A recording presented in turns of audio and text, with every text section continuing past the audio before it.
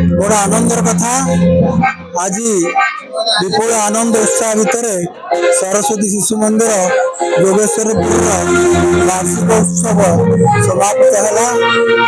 छात्र माने शिक्षक माने शुभेच्छु माने समस्ते ये उत्सव सफलता निमंते सहयोग करछन्ति। छात्र माने धीरस्थिर नम्र भद्र और आचरण सिद्ध ये अनुष्ठान उत्तरोत्तर उन्नति कामना कर। मो ना प्रफुल्ल कुमार पंडा पुरी विभाग सह विभाग कार्यवाह ए सरस्वती शिशु मंदिर जोगेश्वरपुर 15तम वार्षिक उत्सव मुख्य वक्ता भाव आसती।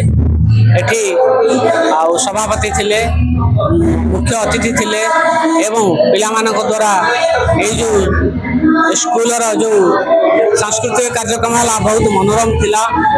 चाल घर आरंभ करी ये अनुष्ठान 1995 मसीह आरंभ हो जो जोगजन्मा द्वारा जो अनुष्ठान छिड़ा आज तार बहुत उन्नति कलगर होती मत बहुत आनंद लगला। धन्यवाद।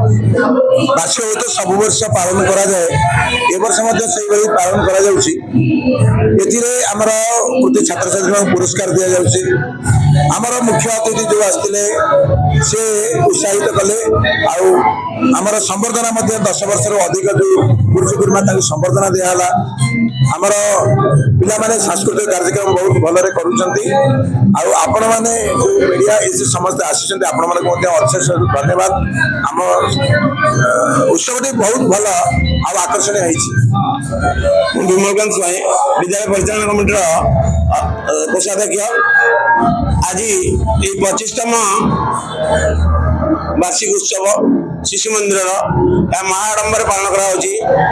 मुख्य अतिथि प्राक्तन अध्यापक जोगेंद्र मिश्र, आमर वक्ता प्रफुल्ल चंद्र पंडा, सम्मान्य अतिथि जंगलपुरी सरपंच दुमाल सरपंच अन्य मान्यगण्य व्यक्ति मैंने उपस्थित थे।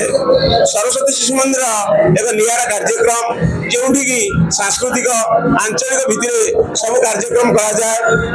आमर संस्कृति परंपरा को बजाय रखापी जो महामनीषी माने सरस्वती शिशु मंदिर को अभ्युदय करछन्ती, आमे ताहार प्रकृत जत्न नहीं ताकू केमिति रुद्धिमंत करवा, या समाज रे प्रतिष्ठा करवा आउ समाज रे संस्कृति को जागृत करवा यार मूल लक्ष्य। यही परिप्रेक्षी में यह प्रतिफलित होती जोगेश्वरपुर सरस्वती शिशु मंदिर वार्षिक उत्सव।